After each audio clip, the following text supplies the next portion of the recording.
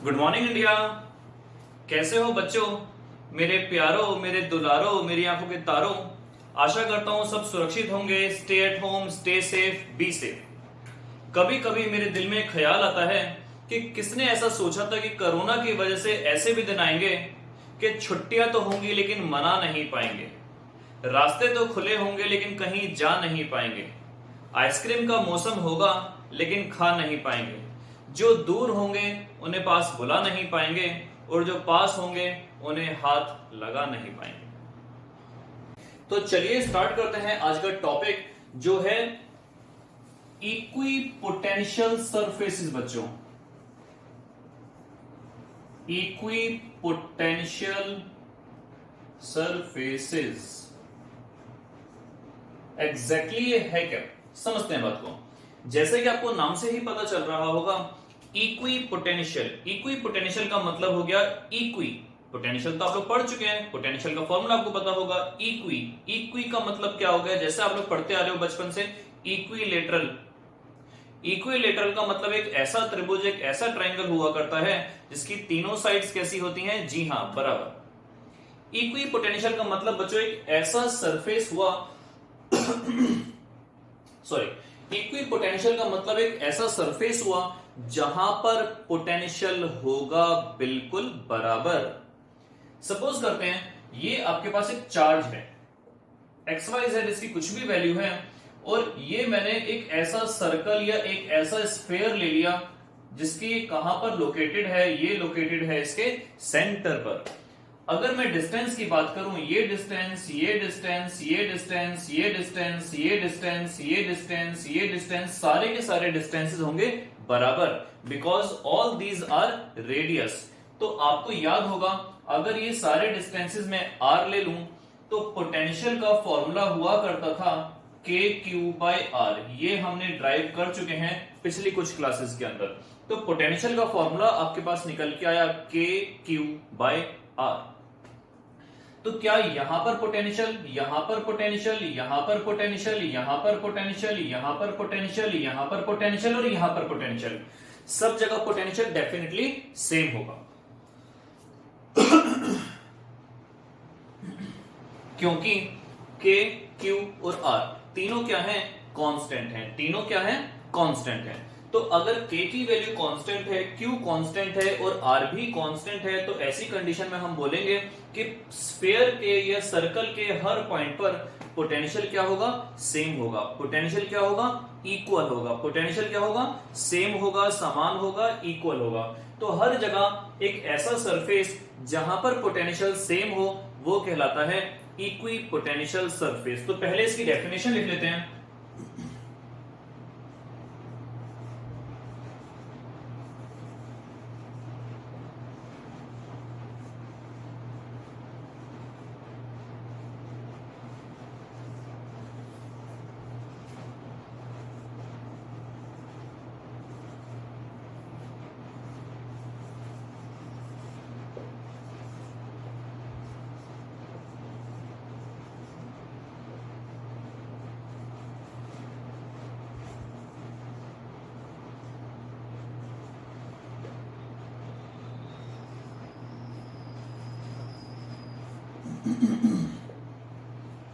एक ऐसा surface, it is that surface, एक ऐसा सरफेस जहां पर equipotential, it is that surface at every point of which potential is same.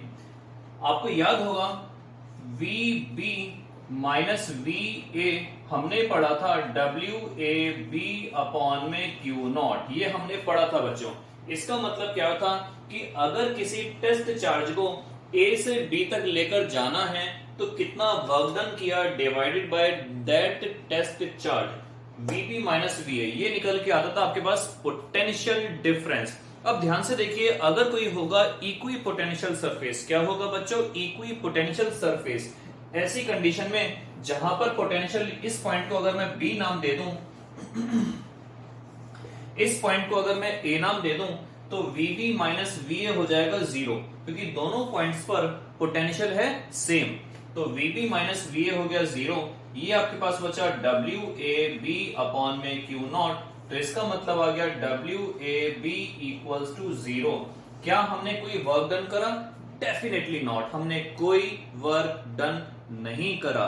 इसका मतलब यहां से एक हमें बात पता चली, कंक्लूजन हमें पता चला कि इक्वी पोटेंशियल सरफेस पर अगर हम किसी टेस्ट चार्ज को घुमाएंगे, we have not to do any work, हमें किसी प्रकार का कोई कार्य नहीं करना पड़ेगा। तो यहां पर एक कंक्लूजन निकल के आया, आप नोट डाउन कर लीजिए। No work is to be done, no work is to be done to moving a test charge on an equipotential surface. कोई कार्य नहीं करना पड़ता इक्वी पोटेंशियल सरफेस पर किसी टेस्ट चार्ज को मूव कराने के लिए। यहां पर मैं प्रॉपर्टी लिखता हूं इसकी first, no work is to be done in moving a test charge on an equipotential surfaces। Equipotential surfaces पर किसी भी टेस्ट चार्ज को मूव कराने पर हमें कोई वर्क डन नहीं करना पड़ेगा। सबसे इंपॉर्टेंट है बच्चों ये।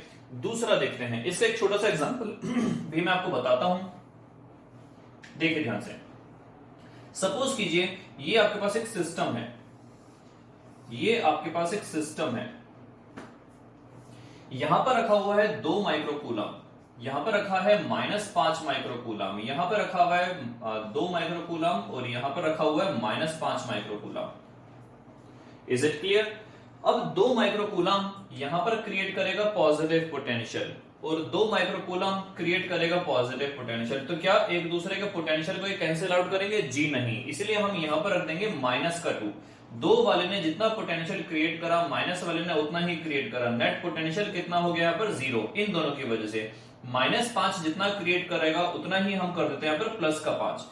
दोनों ने एक दूसरे का पोटेंशियल कैंसिल आउट कर दिया। आपको बताया गया था potential is a scalar quantity, तो नेट पोटेंशियल यहां पर कितना आ गया? 0। अब मैं इस सिस्टम से इनफाइनाइट डिस्टेंस पर लेकर जाता हूं, इनफाइनाइट डिस्टेंस पर लेकर जाता हूं किसी एक टेस्ट चार्ज को। यहां पर इनफाइनाइट डिस्टेंस पर, इस पूरे सिस्टम की वजह से इनफाइनाइट डिस्टेंस पर कितना पोटेंशियल होगा? डेफिनेटली यहां पर भी पोटेंशियल होगा 0। आपको पढ़ाया गया है हमेशा इनफाइनाइट डिस्टेंस पर पोटेंशियल होता है 0। अब यहां से अगर मैं सेंटर पर किसी टेस्ट चार्ज को लेकर आता हूं, यहां से सेंटर पर, तो इसका मतलब कितना हो गया? जितना पोटेंशियल यहां पर था उतना ही पोटेंशियल यहां पर है। तो इसका मतलब हुआ ये पॉइंट और ये पॉइंट कैसा माना गया? Equipotential surface. तो यहां से अगर मैं टेस्ट चार्ज को यहां पर लेकर आता हूं, मुझे कोई वर्क डन नहीं करना पड़ेगा। तो हमेशा ध्यान रखना बच्चों कि किसी भी इक्विपोटेंशियल सरफेस पर किसी टेस्ट चार्ज को मूव कराएंगे, we have not to do any work.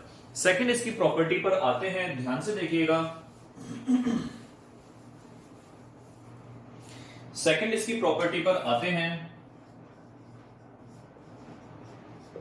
Second property जो बहुत बहुत बहुत इंपॉर्टेंट है। सेकंड प्रॉपर्टी कहती है, आप लोगों को बताया गया था सेकंड प्रॉपर्टी के बारे में, एक वर्ड बताया गया था, line integral of electric field. क्या बताया गया था आपको? Line integral of electric field. तो देखिए आपको बोला गया था कि V B minus V A equals to negative of E dot d l और ए टू बी, ये आपको बोला गया था। इसकी डेरिवेशन आपके सिलेबस में नहीं रही है। Line integral of electric field intensity A to B equals to V B minus V A. अगर हम यहां पर ध्यान से देखें, इक्वी पोटेंशियल सरफेस अगर है, कैसा पोटेंशियल सरफेस है? जी हाँ, इक्वी पोटेंशियल सरफेस अगर है, इक्वी पोटेंशियल सरफेस का मतलब हो गया दोनों पॉइंट पर पोटेंशियल होगा सेम और पोटेंशियल डिफरेंस कितना हो जाएगा?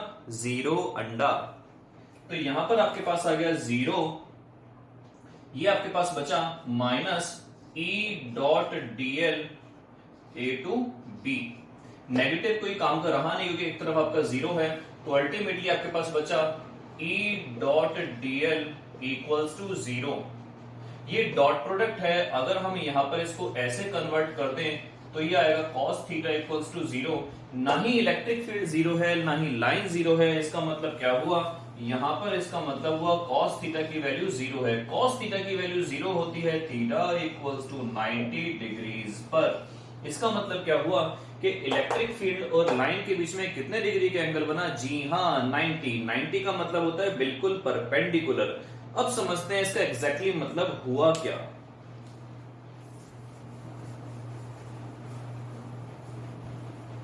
इसका मतलब ये हुआ बच्चों कि अगर मैं बात करूं, ये एक चार्ज है और ये किसी स्फीयर के अंदर कैप्चर है। स्फीयर के सेंटर पे अगर ये रखा हुआ है, ये अगर पॉजिटिव चार्ज है तो इसकी इलेक्ट्रिक फील्ड जाएगी, इसकी इलेक्ट्रिक फील्ड जाएगी, इसकी इलेक्ट्रिक फील्ड जाएगी।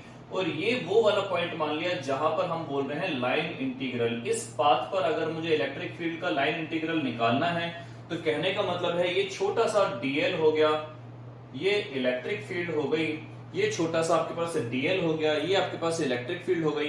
तो ये एंगल कितना बनेगा? ये एंगल बनेगा 90 डिग्री का। ये आपके पास अगर इलेक्ट्रिक फील्ड हो गई, ये आपके पास अगर डीएल हो गया तो एंगल कितना बनेगा? 90 डिग्री का। ये आपके पास इलेक्ट्रिक फील्ड हो गई, ये आपके पास डीएल हो गया तो एंगल कितना बनेगा? 90 डिग्री का। इसका मतलब क्या हुआ कि electric field lines is always, ध्यान से सुन लेना बच्चों, कि electric field lines are always perpendicular to the conductor. इसका मतलब क्या हुआ कि इलेक्ट्रिक फील्ड लाइंस हमेशा सरफेस से जब निकलती हैं या सरफेस में जब एंट्री करती हैं तो वो हमेशा परपेंडिकुलर होती हैं। कोई एक्यूट, कोई ऑब्ट्यूज एंगल नहीं बनाती हैं। तो आप हमेशा जब भी कोई फिगर बनाए तो हमेशा वो इस टाइप की लाइंस लीजिएगा जो एंगल 90 का शो करती हुई नजर आ रही है। फिर से एक बार डिस्कस कर लेते हैं इस पॉइंट को कि आपको बताया गया था पोटेंशियल डिफरेंस का मतलब E dot d l, potential difference 0 हो जाएगा because we are studying about equipotential surfaces. और E डॉट डीएल ये रहा, E डीएल cos थीटा लगा दिया, E और डीएल दोनों 0 हो नहीं सकते तो cos थीटा की वजह से 0 आ रहा है। cos थीटा 0 का मतलब थीटा इक्वल्स टू 90 डिग्री। तो यहां पर मैं इसका सेकंड पॉइंट लिख देता हूं।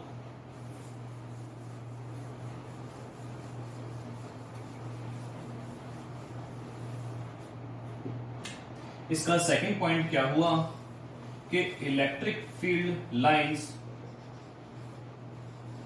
आर ऑलवेज परपेंडिकुलर या नॉर्मल टू द कंडक्टर। और ये कब होती हैं? नॉर्मल वाइल एंटरिंग और leaving the surface, while entering और leaving the surface. Is it clear? Thank you. दो प्रॉपर्टीज और इसकी डिस्कस करते हैं जो इंपॉर्टेंट हैं। क्या कि अगर इलेक्ट्रिक फील्ड लाइंस जा रही हैं पैरेलल, इलेक्ट्रिक फील्ड लाइंस जा रही हैं पैरेलल, इलेक्ट्रिक फील्ड लाइंस जा रही हैं पैरेलल, इसका मतलब क्या हुआ? जब भी इलेक्ट्रिक फील्ड लाइंस यूनिफॉर्म होंगी और पैरेलल होंगी तो हमेशा इक्वी पोटेंशियल सरफेसेस कैसे होंगे? उन इलेक्ट्रिक फील्ड के परपेंडिकुलर। ये आप लोग यहां पर पढ़ ही चुके हो कि हमेशा सरफेस जो होगा वो इलेक्ट्रिक फील्ड के परपेंडिकुलर होगा।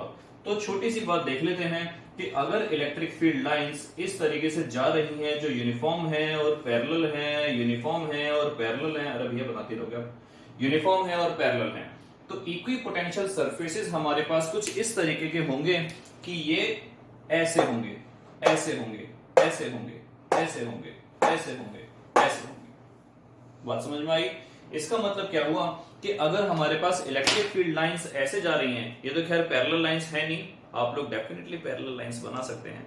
खैर मेरी उंगलियां पैरेलल नहीं शो कर रही हैं, लेकिन अगर मैं इसको मान लूं कि इलेक्ट्रिक फील्ड लाइंस इस तरीके से पैरेलल जा रही हैं तो डेफिनेटली इक्वी पोटेंशियल सरफेसेस इन पर पैरेलल होंगे और इक्वी डिस्टेंट होंगे। इसका मतलब ये हुआ कि अगर इलेक्ट्रिक फील्ड लाइंस सारी की सारी पैरेलल हैं तो हमेशा जो इक्वी पोटेंशियल सरफेसेस होंगे वो इक्वी डिस्टेंट होंगे और एंगल कितना बनाएंगे? 90 का। 90 तो हमेशा बनाना ही है, आंख बंद करके कान खोलकर सुन लो, एंगल तो हमेशा 90 का बनाना ही है। लेकिन क्या होगा कि अगर electric field lines, fourth property में इलेक्ट्रिक फील्ड लाइंस पैरेलल नहीं है, ऐसी कंडीशन में इक्वी पोटेंशियल सरफेसेस अब भी परपेंडिकुलर होंगे, लेकिन वो इक्वी डिस्टेंट नहीं होंगे, इक्वी डिस्टेंट नहीं होंगे, वो कुछ पास आते चले जाएंगे, वो कुछ पास आते चले जाएंगे। जितना डिस्टेंस ये होगा इससे कम डिस्टेंस पर होंगे वो कुछ पास आते चले जाएंगे। तो ध्यान रखिए कि if electric field lines are uniform and parallel to each other, note down कर सकते हैं, if electric field lines are uniform and parallel to each other then equipotential surfaces will be equidistant and perpendicular to the electric field lines. ये आपके पास third point. और last point क्या बताया, if electric field lines are non uniform and non parallel to each other, अगर वो एक दूसरे के पैरेलल नहीं है, then equipotential surfaces will be perpendicular to the equipotential electric field lines but they will be not equidistant, वो equidistant नहीं होंगे, वो पास आते चले जाएंगे। जहां पर इलेक्ट्रिक फील्ड लाइंस की क्राउडिंग ज्यादा होगी वहां पर इक्विपोटेंशियल सरफेसेस ज्यादा क्लोज होंगे। तो ये था आपके पास इक्विपोटेंशियल सरफेसेस के बारे में। कोई भी अगर डाउट हो तो कमेंट बॉक्स में नीचे जरूर क्वेश्चन करें। एक छोटा सा पॉइंट आपको मैं और फिनिश करा रहा हूं जो बहुत बहुत बहुत इंपॉर्टेंट है बच्चों, और वो है आपके पास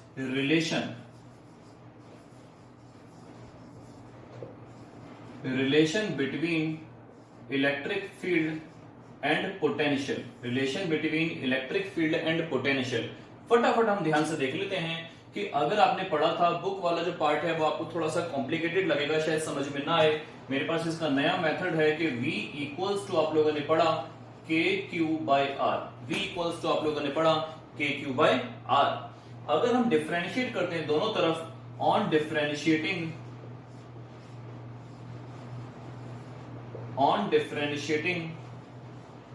बोथ साइड्स, अगर मैं दोनों तरफ डिफरेंशिएट कर दूं तो यहां पर बनेगा मेरे पास dV इक्वल्स टू KQ और साथ में बचा डिफरेंशिएशन किस चीज का, 1/R का।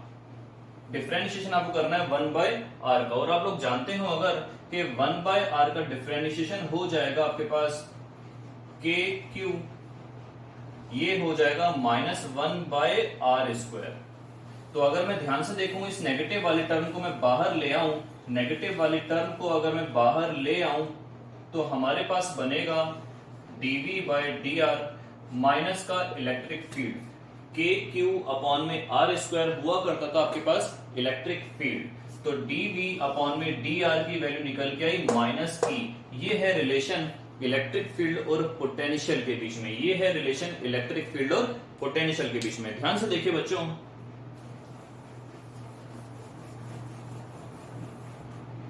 कि अगर मैं यहां पर एक ग्राफ बनाऊं, यहां पर अगर मैं एक ग्राफ बनाऊं, ये हो गया इलेक्ट्रिक फील्ड भी और पोटेंशियल भी, और ये हो गया आपके पास R। तो इलेक्ट्रिक फील्ड का जो ग्राफ होता है, इलेक्ट्रिक फील्ड का जो फॉर्मूला होता है दैट इज KQ/R², और पोटेंशियल का जो फॉर्मूला हो गया वो KQ/R। अगर मैं इस पार्ट को कांस्टेंट कर दूं, इस पार्ट को कांस्टेंट कर दूं, तो इलेक्ट्रिक फील्ड आपके पास बचा 1/R² और पोटेंशियल आपके पास बचा 1/R। अब ध्यान से देखिए, अगर मैं R की वैल्यू लेता हूं 2, तो 2 का मतलब हो गया 1/2, 2 का मतलब हो गया 1/2, लेकिन यहां पर हो गया 1/4, 2 का स्क्वायर 1/4। 1/4 बड़ा नंबर है, 1/2 बड़ा नंबर है, डेफिनेटली 1/2 बड़ा नंबर है। इसका मतलब पोटेंशियल घटेगा धीरे धीरे, लेकिन इलेक्ट्रिक फील्ड घटेगी तेजी से। तो इलेक्ट्रिक फील्ड अगर तेजी से घटेगी तो मैं दो ग्राफ बना रहा हूं,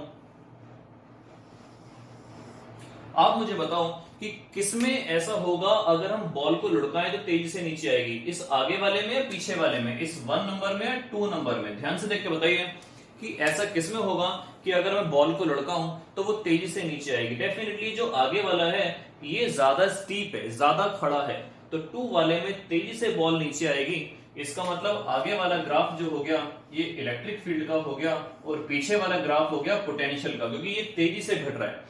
electric field is decreasing rapidly while potential is decreasing at a slower rate than electric field. इसका मतलब हो गया आगे वाला जो पार्ट है वो इलेक्ट्रिक फील्ड का है और पीछे वाला पार्ट जो है वो पोटेंशियल का है। ये बहुत इंपॉर्टेंट ग्राफ है, electric field versus potential on the same graph.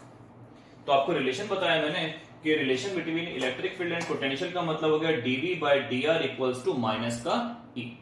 Till then good bye. Next class में स्टार्ट करेंगे पोटेंशियल एनर्जी के बारे में। क्लास पसंद आई तो like share and subscribe with bell icon मत भूलिएगा। Till then good bye.